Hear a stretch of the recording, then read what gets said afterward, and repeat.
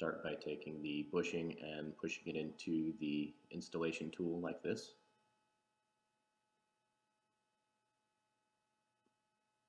And after you remove all of the old bushing, if there's any left, from the transmission cable,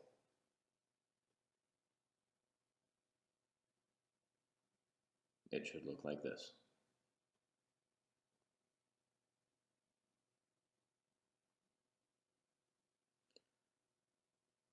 Then take the bushing and tool and press it upwards through the transmission cable end.